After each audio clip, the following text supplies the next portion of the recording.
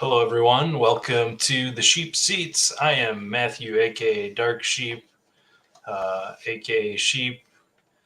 We are joined tonight after a few weeks off of settling into this baseball season. We are joined tonight by our great friend Nez. What up, man? Oh no, he's not frozen. He's saying, No, I'm back. "Hey, I'm back. What's up, man? all right. Glad to be How are back. you?" Good, real good, actually. My mood these days seems to depend on how the Pirates are doing, if they've won or lost that night. So far, things have been really good. So, I am just riding this roller coaster all the way up, and it's just never going to come down, is what I'm telling myself. What's up, J Train? He's already What up, calling man? the FBI on us, talking about our best ball teams, but he's here for it too. Yeah, you can So preemptively do that. I queued this up. Oh, wait, hold on. I queued it up, then I moved it. But yeah. Let's just bask before we get into our best ball teams. Let's bask in the glory of our real life teams. I mean, too. So we got. look at this. This is not what I expected. Not exactly. Like Milwaukee got off to a hot start last year, season 2, and petered out at the end. So let's enjoy it while we're up here towards the top, and then when summer comes and the Cardinals double magic comes in and takes over. Yeah, inevitably that will happen. But I think we can all agree that definite concerns with their rotation. No, I mean, Yeah. Legitimate concerns with the rotation, but the offense is certainly going to pick up and will certainly be there. But this is like old 2012, 2015, that range type of vibes when the NL Central was king shit for a while. Yeah. And and I don't know. I will say, I know I'm happy the Pirates are up big. They're off to a hot start. Obviously, you're thrilled with Milwaukee. Milwaukee seems way more legitimate than the Pirates do. I do think the Pirates are a 500 team, but I say all this to say I don't know about you, but I think the Cubs are extremely legit.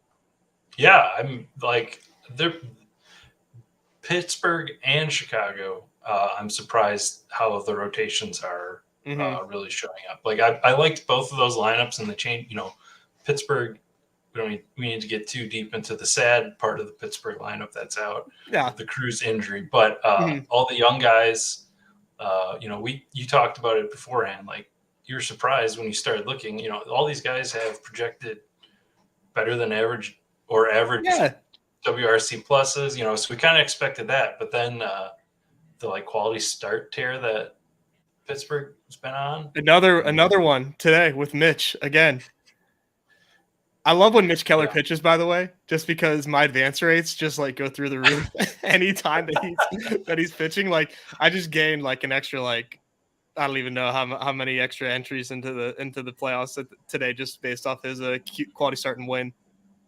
Nice, yeah, and just popping over here to the NL West below it, we got everybody had questions about the Dodgers. They seem to be not doing as good as as they have in the past. We got the slumping lineup in San Diego, which has not been great for them. And then we got the bottom there, but the surprise there is Arizona. Obviously, you were especially excited for Corbin Carroll. I just didn't want to miss. I didn't want to miss the party. It's more. I wasn't extremely sold, but it really just seemed like things were just adding up, and I was just all right, okay, I'm in. I don't, I just wanted to be average with the field. I didn't want to be below average, so it's paying off so far. But we'll almost right. He's not busting, but I still think he still has to do more to pay off his insanely high ADP. But yeah, he's definitely fun. Yeah, and I think he was back to batting fifth tonight, but he hit third a couple of games in a row. So that they're experimenting. I think he should probably lead off there by the end of the season. I know. I don't know if they don't want it's managers. I don't want to say I know better, but I do think that there's just something there where they just want these young guys to just earn it a little bit. Yeah. So You just got to just roll with it. And as long as he's producing, I mean, they're going to have no choice but to put him up there. Yeah. And then we got, let's see, we got kind of a slow start from Philadelphia, but without Harper, without Hoskins, who's, not the best, but a core piece there. The scary thing there is that they're getting like better than expected out of Bryson Stott and Brandon Marsh, and it's way still better. not making up. It's still not making up the difference. And if you maybe we'll get to that point. I got a couple things planned here, but if you look at the BABIP and some of the luck stats for those guys, they're really outperforming what they're actually doing. So yeah. And Aaron Nola too. I mean, he kind of got his stuff together after the first inning tonight. But I mean, giving up, I think was it 2 or 3 to the Rockies in the first inning tonight. I mean, just right off the bat. I just happened to pop that game on after dinner. There's a 3-run home run to Ryan McMahon, of all people. So definite, I mean, it's early, right? Like the velocity is just down for him right now. So hopefully it's just kind of him like ramping himself up. You can kind of hold your breath a little bit. Some guys take longer than others to get into the swing of things, but that's never really been his story. So that's kind of like interesting that his start has been as rocky as it has been. And like you said, they can't really afford too many mistakes if they want to like be in the hunt, even when Harper comes back. I mean, Harper's a big deal, but he adds at most, like 7-8 wins, to that team. Like they're going to need more than that at this juncture with the way that the Braves are playing. Yeah, and the Mets are playing well too. Of course, yeah. Obviously, we'll get into Verlander coming back soon. Scherzer is going to get a nice little mid-season rest here. Yeah. Do you think? Do you believe him? Do you think it was just rosin? He swore on his children. I believe him. Yeah. Yeah, I do too. I think it's a Cuzzy thing. He is he's intensely competitive, but just the attitude I get from him is like, it's that he wants to win the right way. I never feel like he did what he had to do before when it was legal. Like he was, he's playing. He was on even playing field. Right. And he was fine with that, but I don't know. I just don't feel like that would be in his personality. I don't know. Yeah, I don't think so either. I will say like I agree with all of that. Part of me also thinks is like, man, like he really wants to like get on the right track, because he's had a slow start and he was fucking mad. But you will be that mad too if you're in the right, and you're like, what the heck, man? Like it's rosin, like he was saying. Yeah, and I definitely the 3-0 show with Eno and Britt Giraldi and DVR on the Athletic their baseball podcast feed. I was listening to that this morning, and the way I really like the way they put it is that there's really no like metric. There's nothing measurable to this. Like that, the problem is it's all opinion. Yeah, it's all subjective. So if we're gonna do this, and if you want to reduce whatever you want to reduce, fine with it, but let's like not make it as subjective. Yeah, it's not like when you go to the airport and they like randomly, I don't know if you ever had this happen or you've seen it happen, they swab the hands sometimes like randomly and they put it in a machine. Yeah. Like there's nothing like that. There's no computer. It's just like, hey, is Phil Cuzzy, like, did he wake up on the right side of the bed or not? Like, it's at a certain point, I don't know, maybe MLB just question him. Like, why are you throwing out these guys like so often? Like, do you know something? Like are you helping somebody out? It's just a little weird. Right. Yeah, I agree there. AL West, we're kind of working up the charts here. Texas on top. I love it.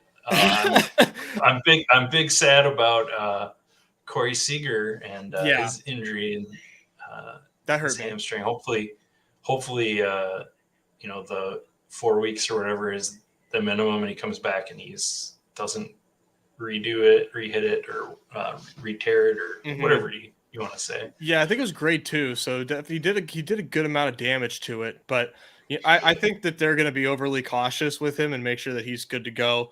They seem to be really cautious about just everybody over there because they're so top heavy.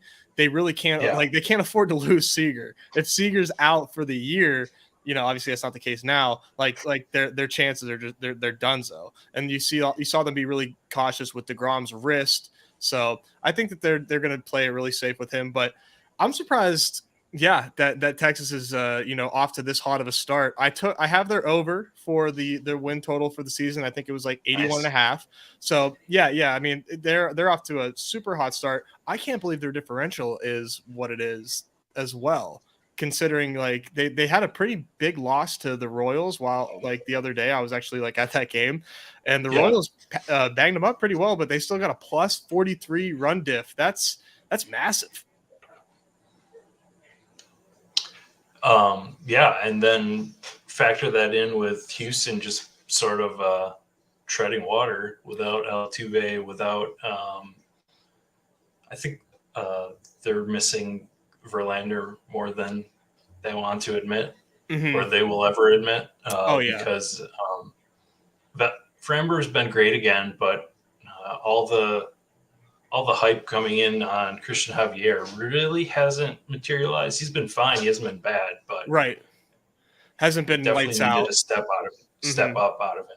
And Hunter Brown has been really good for them too, and like they don't really have too much to show for it, I think. And you kind of like alluded to this about like calling the Chas McCormick like leadoff night, like when's it happening? Like this lineup is also like very shallow. Like when you lose Altuve, like they don't have the depth in the minors to call somebody up like a super talented player and just plug them in. Like they're kind of, you look at their lineup and outside of Bregman, Jordan, and Tucker, because Jose Abreu has been playing poorly. It's like, yeesh. It's this team. This team, I wonder, like you said, like the rotation's still good, but I don't know that they're a 90-win team, and I don't know that that's overreacting just based on the way that they look right now. I mean, once Altuve comes back, the pace will pick up, but yeah, I think they're not like in danger of missing the playoffs or anything. No, I definitely wouldn't go that far. Maybe not the powerhouse in this division because Angels have been just okay, and Seattle's that's another shallow lineup in Seattle that's really struggled. Yeah, I do like the Angels. I think if the Angels can stay healthy, I think it would be hard for so many things to go wrong if everybody stays healthy, that in their current states that like they don't go toe to toe with the Astros, in my opinion. I think the Angels are pretty well set lineup. I don't think Drury is going to do anything that come close to anything they did last year, but just in general, I do like that lineup. Yeah, and Taylor Ward's been underperforming to the hype too, so he's a guy that could show up and help too. Did Rowdy do something tonight too? I haven't followed. I don't know. But it is Rowdy's too. Like he is the definition of hot and cold. Yeah, he'll strike out for 3 games straight and then hit home runs in the next. He homered tonight. Excellent.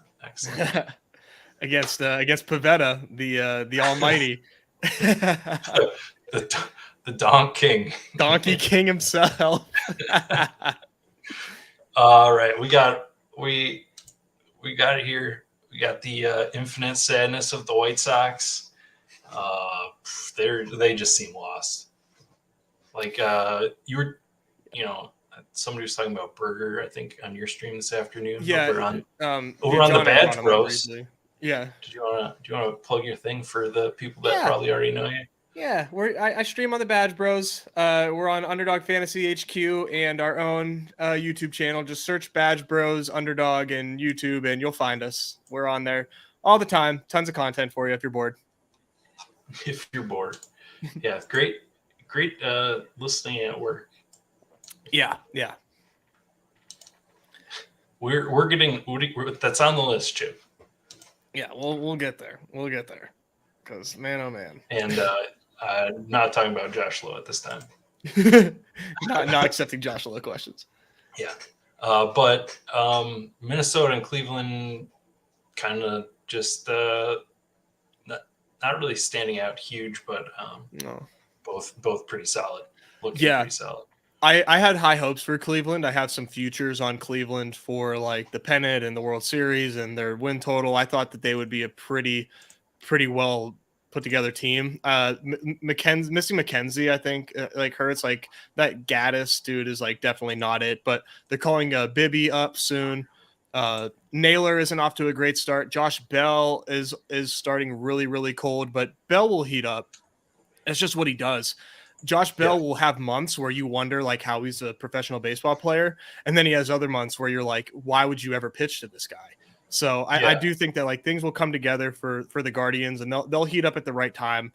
But I mean, I didn't have high hopes for the Royals, but like the Royals, man, just a really bad baseball team. Really bad, and like I actually haven't really followed to see what if anybody's even putting up any fantasy from that lineup that's worthwhile. Because I'll be honest, I did not like drafting them, because if I was going to stack them, you just end up with this big infield stack, and I just didn't like the way it happened. It fell when you drafted them. Yeah, hopefully next year we can get Melendez in the outfield. That'll be helpful for construction purposes. Vinny P is like the only one right now that's holding his own. I think he has like a pretty solid OPS right now. Everybody else, it's bad. It's really bad there, just on all fronts. It's kind of upsetting. Yeah, Brad points it out here too. Josh Bell is really good when he scores, like for the format too. Yeah, he's good, man. He will get there. Anytime that the Guardians play a right-handed pitcher, you just got to just get a stack of those lefties and just wait for the day it happens, because they're usually underutilized, and a lot of strong lefties in that lineup. And last, and certainly not least, we have the division of death here. Yeah, Jesus. Just like, oh man, Tampa. I've said in places that streaks don't matter. Yeah, but they're doing it. They're beating bad teams, but they're dominating them. Yeah, like you said, the run differential there, 83, is just ridiculous. And it is. I don't think that, people say that the Springs loss is pretty big, and it is, but as we get into it, maybe here there's a lot of these teams that are down one pitcher already. Yeah, they're not the only ones missing a pitcher. And losing them all year obviously hurts big time, but they've already reloaded with Tosh Bradley. They will find ways to make up for Springs' loss, and Springs wasn't going to pitch that well all season, right? Like obviously he got off to this amazing, like the hottest start in all baseball for a pitcher. That wasn't going to last, but he was going to be a huge piece for them. Don't get me wrong. But yeah, I was definitely a big, can we please chill out on the Rays hype? They are beating the literal worst teams in baseball. It's impressive because it's hard to win any game, but they're, to me, the landscape of baseball right now, I don't know that there's ever been this big collection of just god awful teams before. Maybe I just didn't notice it because I was a Pirates fan before, and it was just hey, yeah, look at the parody. Yeah, everybody sucks. But we've to identify the Royals, the A's, the Nationals, and I'm forgetting another team that they beat, I believe. These teams just Boston. have who? Boston. Oh yeah, they beat Boston. Boston's not a pushover.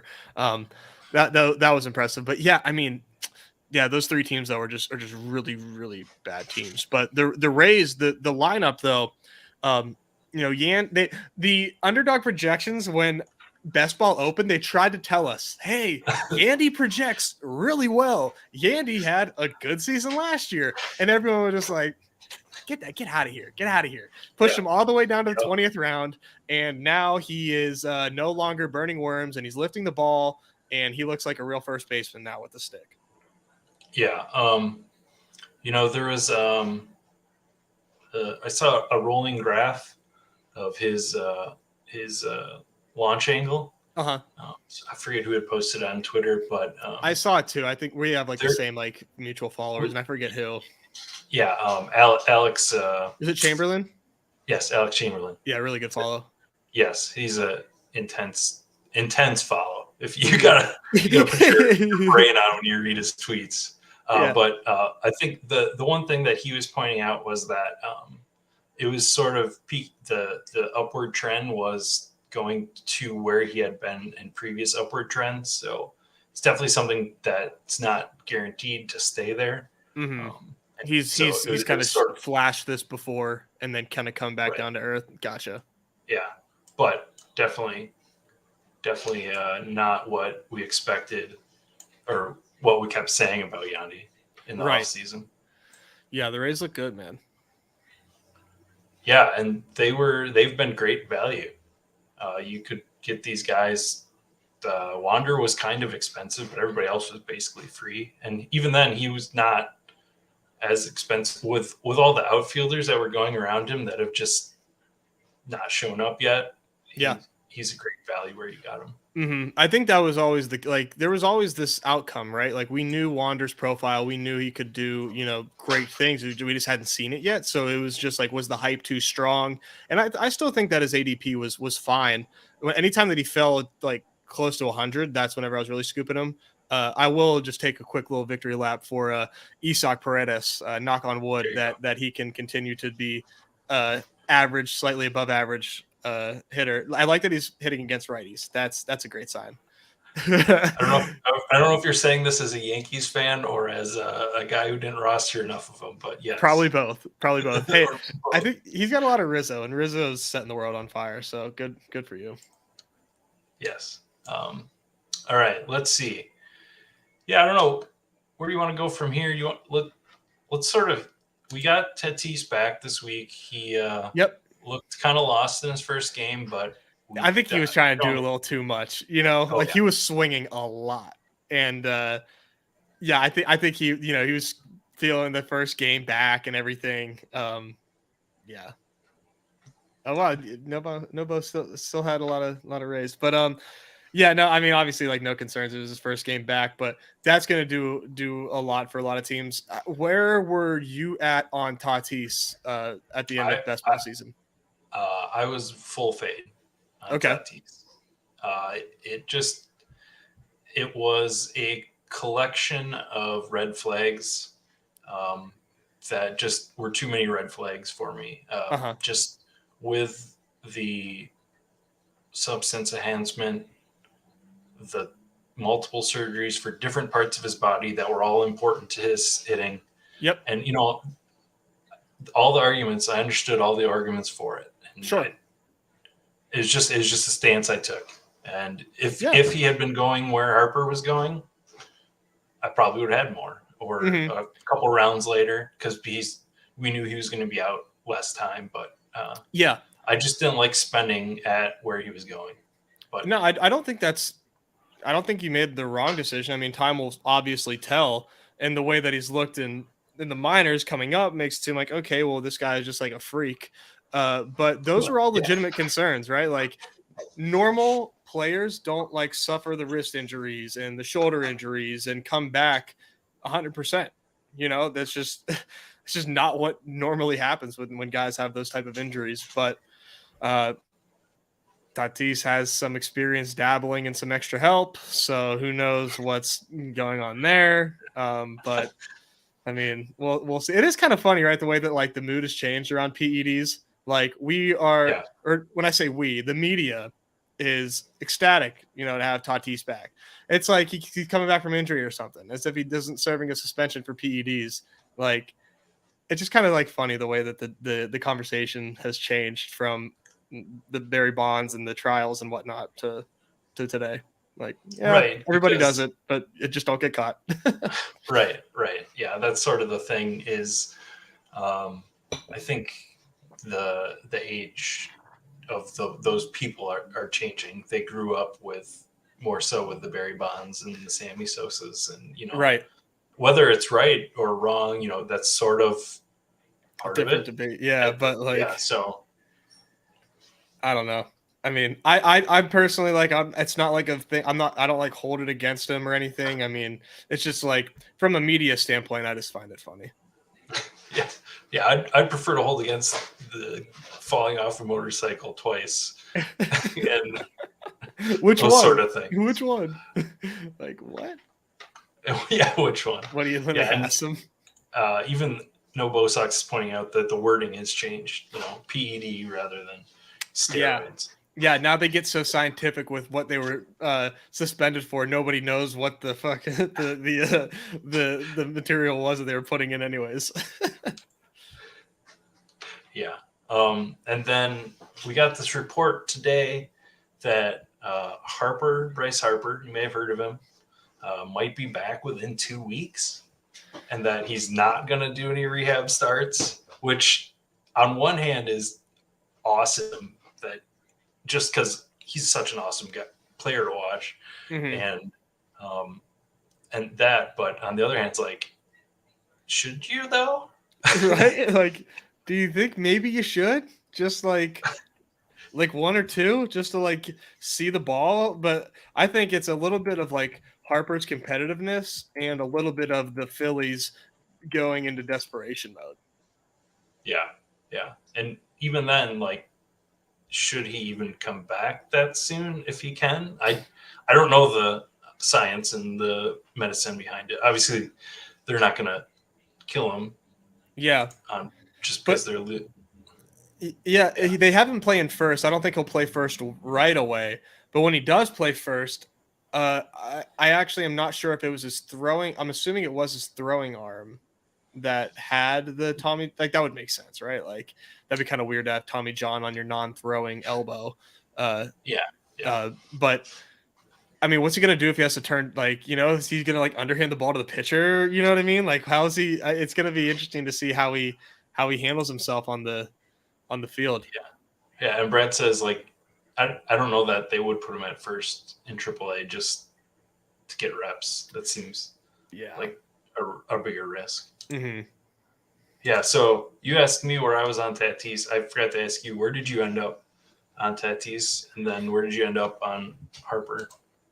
I am 11% on Tatis in the Dinger, and I have 2 shares of him in the Perfect Game, and I took a lot of him in the DK high stakes as well because his ADP was really low there, and it was 2 out of 8 Oh, advance. So I was like, all right, well, I will go ahead and take Tatis here too. So I have a good bit as far as like overall money invested, which this is like the most I've ever invested into a baseball season was this year. me So too. Yeah. we will see how it goes. But Right. Yeah. Tatis is a big part of that. Yeah. So I ended up on Harper. Just I wanted to be even with the field, so I ended up at 8% That's smart. on him Hmm. because of the risk. But he was going a lot later than Tatis, and obviously we thought he's coming back in a month and a half from now, not 2 weeks. So Hmm. Yeah, yeah. I mean, we'd know. I would have. If Chip would have told us, hey, he's coming back before June, I'd be like he's not, man. Like just like you can hope all you want, and then here we are, and he might come back before. Like, I mean, he is in going to May, come back before June. He is, yeah, and the writing was on the yeah, wall when they refused to put him on the 60-day. So yeah, shout out to everybody who's got him. Hopefully he comes back, or for the people that have him, hopefully he comes back and returns to his prime form. But we'll see. There's probably going to be some curve to him coming back. We've seen it before where he's a 200 hitter, but Chip happy tried to tell birthday. us. Happy Yeah, birthday. Good Lord. yeah, maybe we'll be home for the debut. You got to go.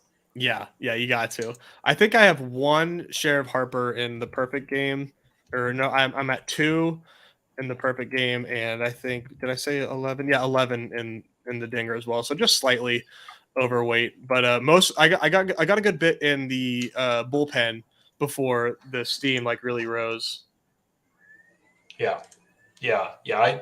I got him early, also. Mm-hmm. That I didn't end up with him on any perfect of my 3 perfect games. Did you just to pivot slightly? Did you fade Yeah. O'Neal Cruz? Let's for the most part. I think we had this conversation at some point. It wasn't that I was trying to. It was just I think I was taking outfielder or pitchers around him. So Yeah. I think that was more of a factor than I was trying to avoid him specifically. Mm-hmm. Yeah, I have a lot. Yeah.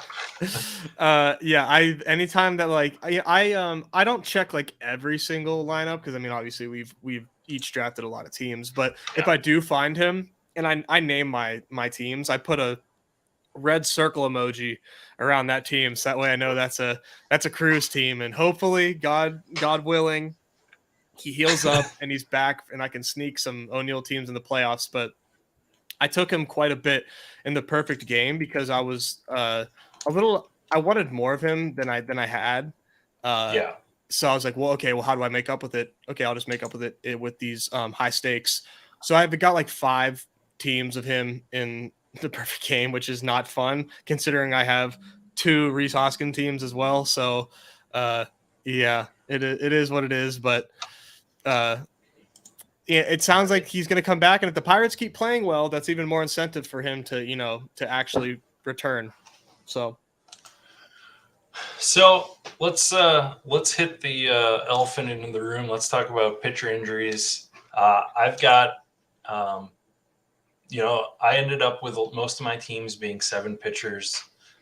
I sort of split the difference between the aggressive 6 pitcher builds that you and some others were doing a little bit more of, and the 8 pitchers that we all sort of jumped off of from last year.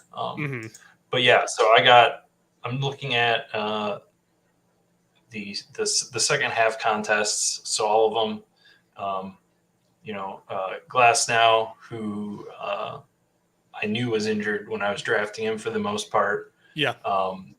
But I got Woodruff that's hit me. Musgrove still isn't back, although he's coming back soon. Yep. I guess I've sort of avoided it. John Gray, no, he's back. Yeah, he's pitching tonight. He gave up 3. Damn it. Did he? Yeah, to the A's. To the A's. Hapless. Justin Verlander. Yeah, so the thing that I keep thinking about with this, and I want to get your opinion on this, is that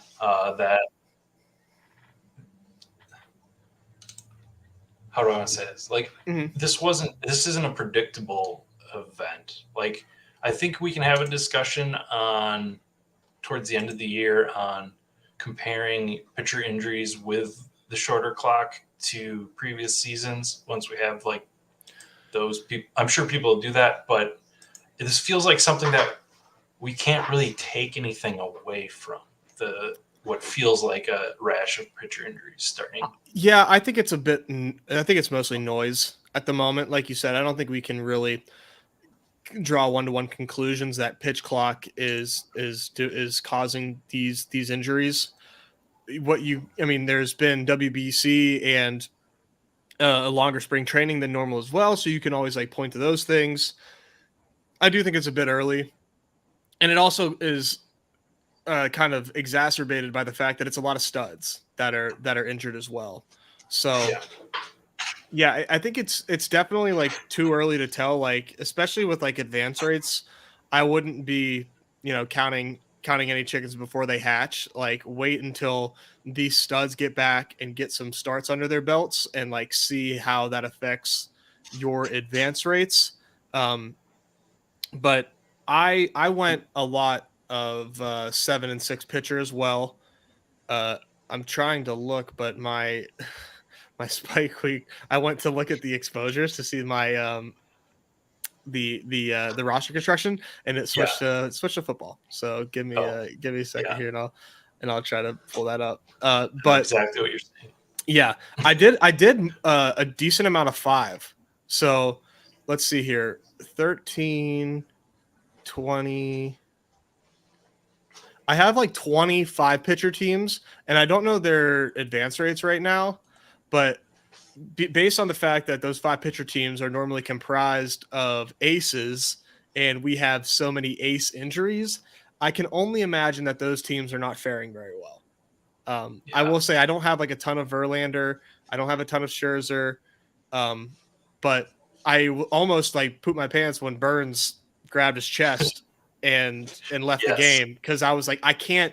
This is one that I cannot take. I had so many late like pick 10 and onward Yeah. draft positions toward the end, like so many, and I was just like, all right, like screw it, I'm a Burns guy, like I'm taking Burns. And not only did I get off to the slow start, but then he had that injury scare. But thankfully, he's going to make his next start, so that's good. Yeah. It's just a little too early to tell. But is there anyone that you're like victory lapping on right now? Do you have any like really solid hits at this juncture? For pitcher or Yeah, overall? pitcher and overall. I think it's really boring, but I'm really happy with Jordan Montgomery so far. I had a lot in on him, and That's big. I didn't. He was going so late. I didn't need a ton from him, but he was really good. He's been really good for me. He's as far been as the like their top best 20. pitcher. Right. Yeah. And then the other one that we know usually gets off to a slow start, and he's pitching really well, is Luis Castillo. Yeah. And the value on him, I think, compare him to Aaron Nola, where they were going in the drafts, is a couple of rounds difference. And I didn't see much different between those two players. Yeah, that was a really good call. I think if there was a resurrection, Castillo's like a second round pick, Yeah, probably. right? He's in that group with that where Nola and Woodruff and we're going. Yeah, I mean, he's like a top 5 pitcher off the board. Yeah. So what about you? What would you like to talk about, Mitch Keller? Well, I mean, if you're gonna ask me to, yeah, I think do it. having 46 Mitch Keller teams feels really good right now. Like it feels really good. It is early, and he's stranding runners, and like he's getting, I guess, bailed out a little bit when runners are on base. So I mean, but at the end of the day, man, like he has like a lot more confidence on the mound. It feels really nice to see him like pitch okay. I mean, for being a 20th round, 19th round pick all draft season, I mean, I'm through the moon right now. This has been great so far. And that was part of your sales pitch on him, was the confidence and the changes leading to confidence, and less of the mental problems that he's had. Oh yeah, because he's changed stuff up. Yeah, it was big. I mean, the mental stuff was huge, and it was like you could just see him take a turn last year, and just like having so much more confidence in himself, and like his stuff is like he's always had really good stuff. It's just like, why are guys just like tagging him? Like he would get tagged. It was really rough to watch him pitch in his early starts, but right now, so far, knock on wood, he looks great.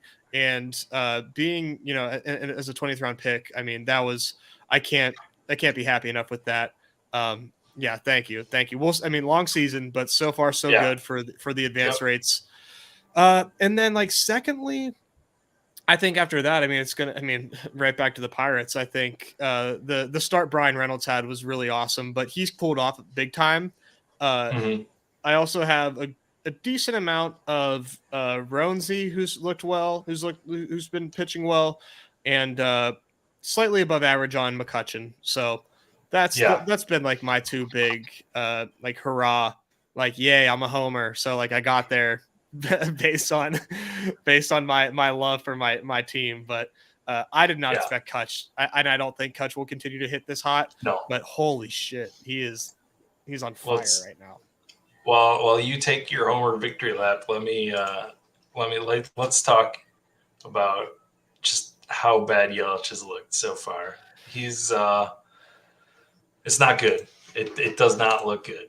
Not I yet. haven't actually looked at any of his peripherals because I haven't either. I just looked at, or I've been looking at his performance more so Yeah. because I'm sort of locked into him being my highest owned player on the main slate. But Let's see here. I haven't looked either, so this will be good for both of us. Yeah, so his walk rate is back down to Miami levels. The K His rate will K come rate down. is his ISO is a little bit higher, but not the 200.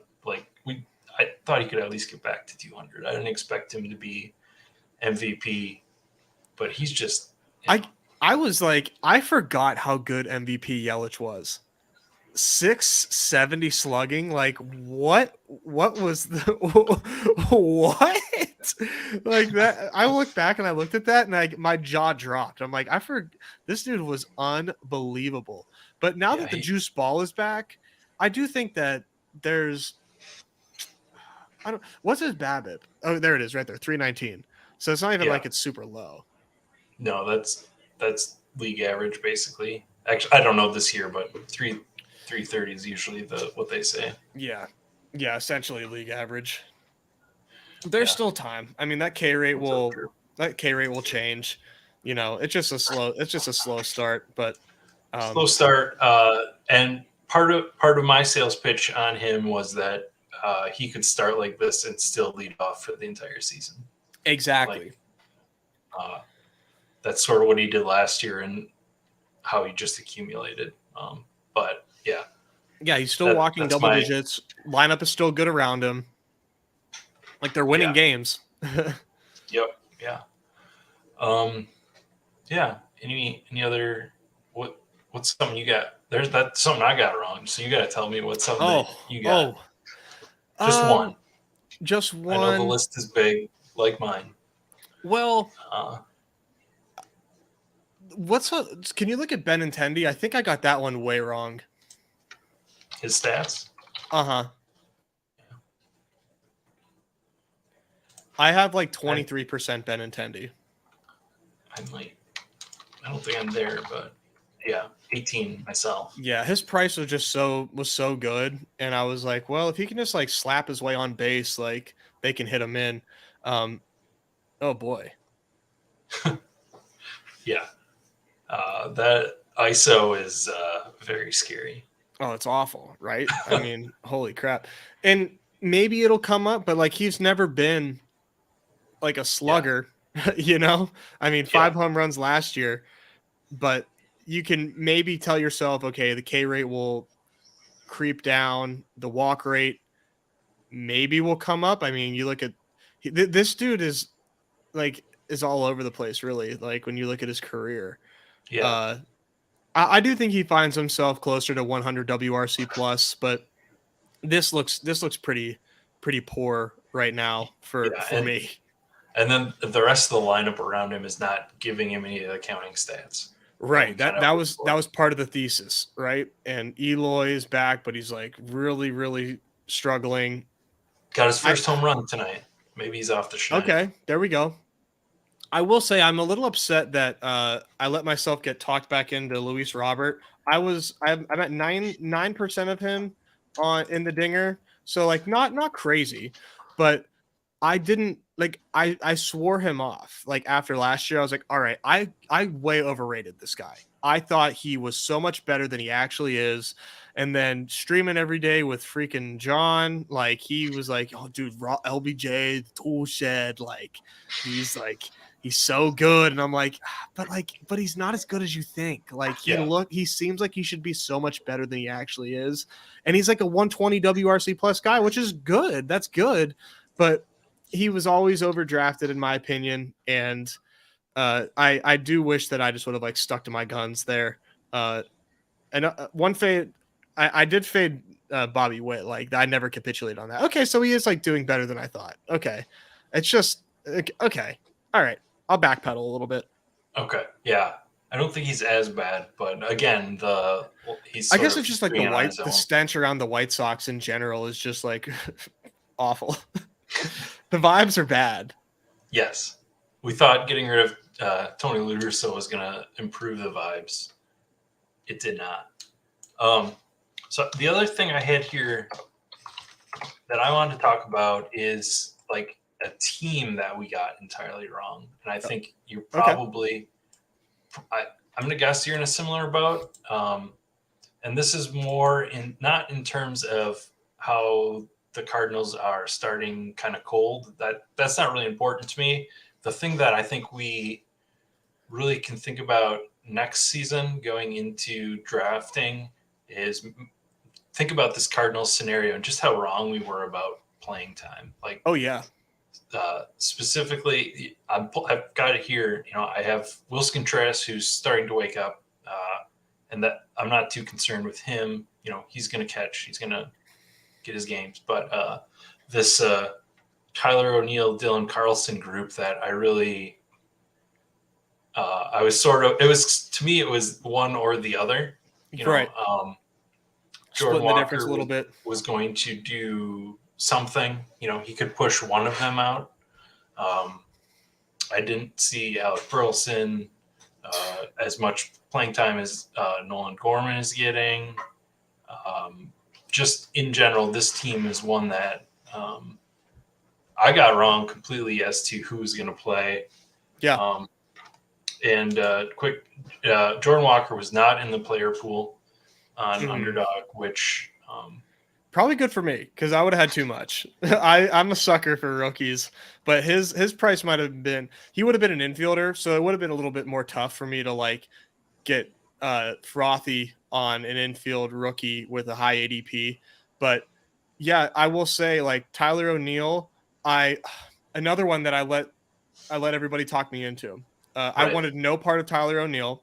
Okay. I thought that his spot was fragile, and that you know the bodies around. I didn't see Alec Burleson coming. Like, don't get me wrong, I did not see that coming. But I thought that he could be end up getting platooned somehow, some way.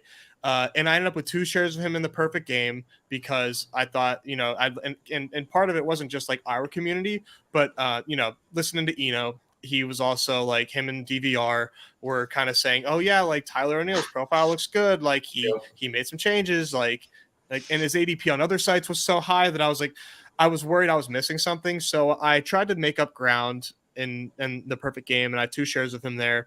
And maybe he comes along, you know, maybe he goes on a incredible hot stretch and he's the Bo Bichette of last year in the playoffs. But yeah, I think we absolutely missed that. And I don't know that there was any warning signs that Alec Burleson was coming. I mean, I still can't believe that he's their number 2 hitter. Yeah. There might be something to missing here that there had so many people gone for the World Baseball Classic, so we didn't get a lot of spring training info on how they were going to distribute it. You know, we saw these guys getting playing time like Walker and Burleson, and Tyler O'Neill was away from the team. So maybe if we had them competing at the same time more in spring, we would have seen it better. But I think you said it great. And it wasn't just us. It wasn't just Underdog. I didn't see much of anyone saying that he couldn't return. Mostly it was injury concerns I saw around him, Mm-hmm. just Yeah, with his body type. yeah. So I was like worried that I try to tell myself, you know, one of the things that like I ask myself a lot when I play daily fantasy and best ball is like, do I want to be like right or do I want to like win money? You know? And sometimes like with the Tyler O'Neill thing is like I just want to be right so bad. Like you know, I'm Yeah. blinded by the rivalry. I'm blinded by the fact that he burnt me last year because I had a lot of them last year.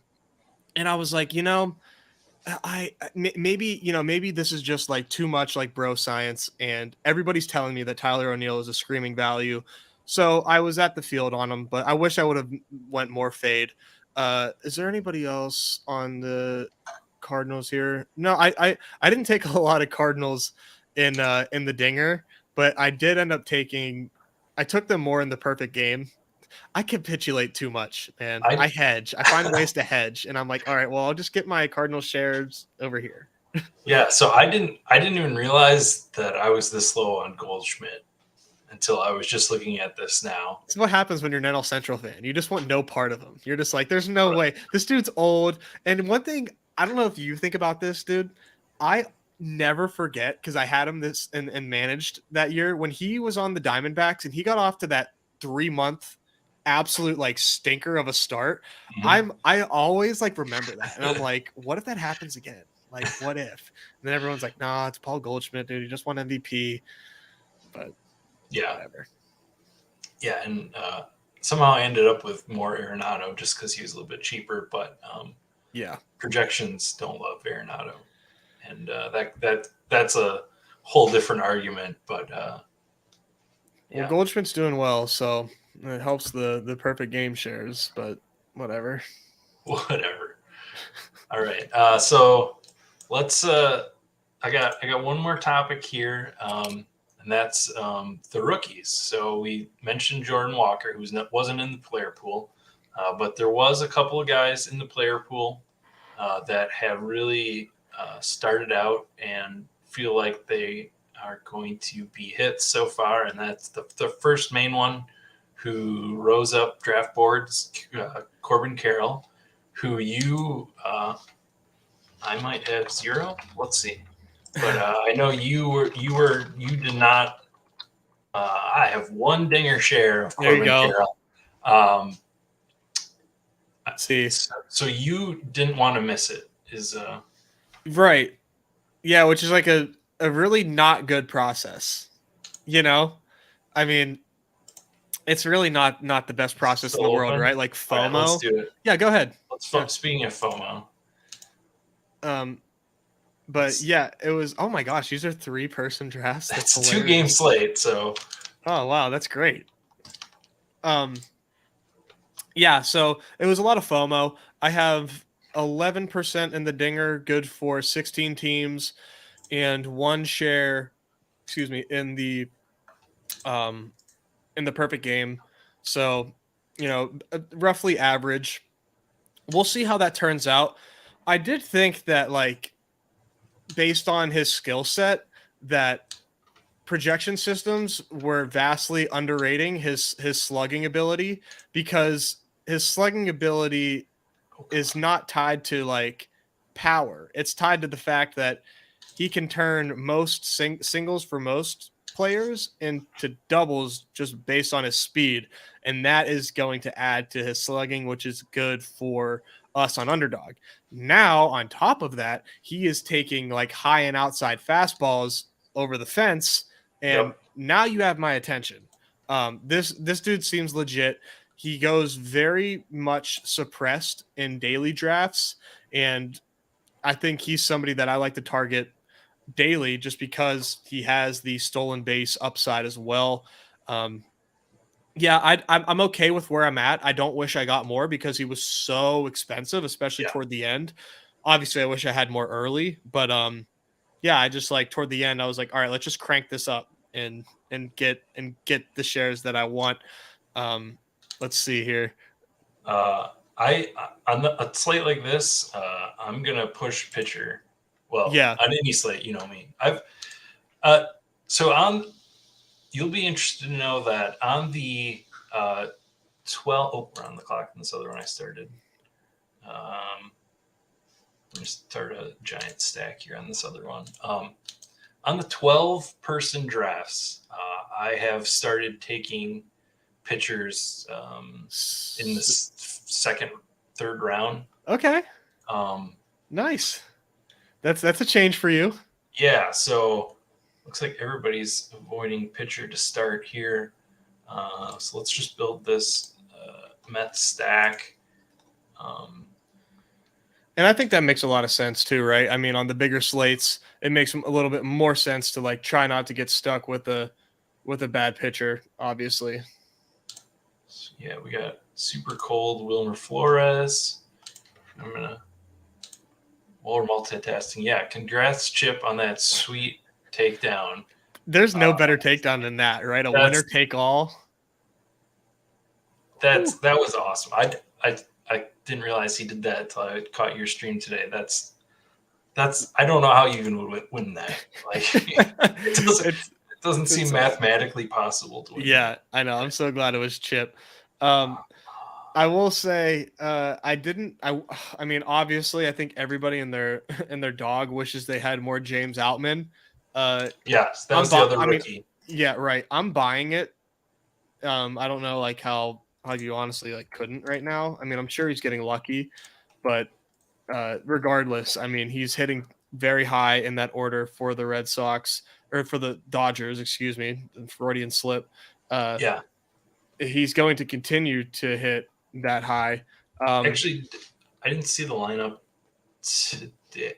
They play this afternoon. Did he lead off with Mookie back? I didn't actually look. I didn't play that. Let me find that out for us. I will say, I don't know if this is like airing out laundry, but I just like this is just too nuts for me to like not mention it. 1 second here. Let me look at the box score. Right.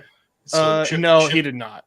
Outman did was not sweating that last night. I don't even know how you sweat basketball. Like I mean, he won off of like last second free throws. So imagine that sweat. Like you were watching a guy dribble, shot. So you're familiar with King Cap, right? The guy that won the regular season. Yeah. He has in the dinger out of like 100 teams. Do you want to guess how much Outman he has? Oh, I don't know. I know he I saw him taking Trace Thompson early. I don't know how much I saw, but I'm going to guess it's a high number based on the way you phrased the question. It's 60%. What? That's not even a real number. That's so fucked up. I can't count that high. I didn't even have 60% Mitch Keller. Like, oh my gosh. Yeah, I don't like go around like touting that number. I mean, it's who cares? It's done. We can't draft anymore. But yeah, he told me that in confidence. And oh boy. Yeah, I mean, he didn't like tell me not to tell anybody. He doesn't. Okay. But yeah, holy crap. I called him a liar, and he showed the proof probably. Unfortunately, yeah, I was like, "You son of a bitch, man! You can't just come here and take our baseball money. Like this is a safe space for people who have morals and they have standards and they don't go above 30%, no matter how delusional they are." There you go. What is his does he have a reason? I mean, he just loves the Dodgers. Okay. I think he just loves the Dodgers. Yeah. And I mean, if you look at Outman's Fangraphs page, right? I mean, he did nothing but mash all the way up. He just struck out a ton, which I mean is obviously like reasonable cause for concern for any prospect. It's like, well, what's going to happen if they keep striking out? I'm going to pay just to see the leaderboard on this. All right. Yeah. A little bit of overlay. We got 24 seconds. Yeah. I don't know. Well, since you mentioned that was sort of my list of season long. Yeah. Noah's happy we're talking about season long. I like breaking the stereotype. You know, people don't want to talk about your teams, but I think there's value in seeing how the season plays out. Obviously, definitely. I think we're grounded enough that we're not making big swings toward decision making based on this, but no. So much of this is going to get lost by the time we hit next draft season. For sure. And I think the process is somewhat evergreen. Like you can't just. I would never in a million years take 60% of a rookie that had like a really good profile. Like I just wouldn't, you know, like I didn't, like I said, like even outside of the fact that like you can, they're a slam dunk, but the injury risk is always going to be a question mark, and losing like 60% like of a player on your teams that is clearly somebody that would be providing value if like as Outman has been, like that would be devastating. So, you know, it is what it is, but as far as my process goes, I don't know. I thought I was pretty well locked in. I really liked one thing, just to like pat myself on the back, is like the low drafted infielders. I felt really good about identifying those guys. Like Jeff McNeil for one, Isaac Paredes, and Josh Naylor, who still has yet to come along. I felt pretty good about drafting those guys, and still do.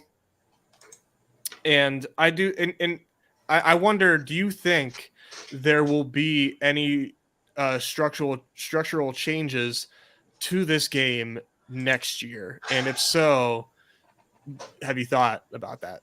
That is an interesting question. I saw. Let's see. I'll make my pick here. I'm not really talking my picks just because there's not enough really time. No, dude, it's all good. Just cram them in. But the slate. This really has no outfielders. Oh yeah, it's awful. Higher ranks. But so the thing that. Sorry, well, if you want, I can like. I've been what you thought, and I'll add on. One thing that I've been thinking about is separating infield into corner infield and middle infield. Okay. I think that would be really good. That would be a pretty big boost. Or you could, I mean, no one does this. No, you couldn't do left side, right side because second base and first base is so starkly different. But I do think separating corner infield and middle infield would probably provide some more scarcity and just like get rid of the boilerplate type of strategies we saw with, hammering outfield. And who knows? That might not even have been the right thing to do. But one thing is for certain is that there's way more infielders available to pick from than outfielders. Like that is just a fact. And there's nothing to adjust for that in baseball, best ball, like there is in football, where in football, you start 3 wide receivers and 2 running backs because there's more wide receivers than running backs on the field. Mm-hmm. We don't start 4 infielders and 3 outfielders here, so I would like to see a little separation there. And I mean, you have 4 positions in hockey, you have 4 positions in football. I think it would make a lot of sense. But I don't know how I would do the starting roster at that point. Maybe you do 2-2-3 with a flex, maybe, because pitching is already shown to be pretty valuable. It's hard because you want to keep things simple, right, for the game. But everybody that plays baseball, best ball is pretty sick. So I don't know. You know what I mean? It's like, right. Yeah, you want to respect the audience at the same time. It really comes down to a hard balancing act, I think, between that, the simplicity and the ability for, I think we saw a lot of it this year, thanks to just some of the outreach that, we did, is getting some of these NFL hardcore guys into baseball. The thing that I always think back is that pretty much anybody that's like probably hardcore into NFL fantasy and that probably played baseball when they were a kid. Yeah. They have a team at some point in their childhood, maybe. Just based. I don't want to generalize here, but just talking about people that play fantasy sports, they have that connection that maybe they fell off of baseball because of baseball being baseball and boring and, whatever you want to say. But it's usually people's first sport, right?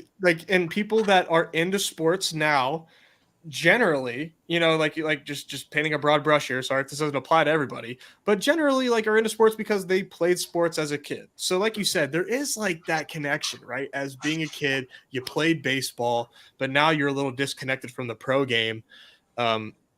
Yeah, I think that the changes to the game are good, and I don't know exactly how big of a push that's made as far as new viewership for Major League Baseball, but we are also up against this current as well, which is guess what? NFL is a 24/7 news cycle now. Like, I hope, Yeah. and God bless the content creators that are like football focused. Like, I really hope that they genuinely love it, because Yeah. that to me, man, is like, that's a lot. Like, I can't speculate over draft season and like in drafting these and put in 100 drafts to a running back that like may not get drafted. You know what I mean? Like, it exhausts me. Yeah. I get exhausted by football drafting just after the draft. In the regular season, right? Even once baseball ends and I'm done drafting, and well, I don't even know how much NFL I'm going to do this year, but that's a whole other discussion. But same, man. On the real, same. I'm really like, I'm wondering if I can fight the FOMO, because if I can fight the FOMO, I would probably stick to a couple high stakes and not do the BBM. But depending on like what happens, like I might end up like contractually obligated to max the BBM. So right. we'll see what happens there. But yeah, man, it's a grind, and the structure. I mean, and we suffer through the same structure issues in the Dinger as well, where it's pods and it's playoffs. But in football, especially, man, maybe it's because I haven't won money yet, but like, it feels like a lot of luck. Yeah, this will actually probably be the factor of how much is how the baseball season goes. Yeah, well, you're off to a good start. Yeah, I love to see it, man. Good. I hit that silly boosted from the NCAA championship game. I hit that boosted 5-way, and that's allowed me to really. I hit Gladiator for the first time, so this past week. So that's nice. allowed me to enjoy your $40. Hey, I'll take better than zero. No, trust me, it's actually nice. But yeah, I want to throw back here what Noah said, and this is that I said it was a balancing act. This is the other side of it, is making sure that the game is still fun for everyone. So keeping it simple for casual entries, but also keeping it fun for others. Yeah. People. And I think corner infield and middle infield would still allow that. It'll be interesting to see like what they think about that, because I think that's like the logical next step. And then you just start like two of each, I don't know. I don't know. It's tough, but I do think there needs to be some tweak, but I'm glad they gave us the year to like play with the data and try to solve the game. Yeah. Yeah. And I'll tell you, I'll be fine if it stays the same. Yeah, me too. And I will, really the biggest outcome that I wouldn't want is a bunch of positions. Like if there's one tournament for that, I will play that. But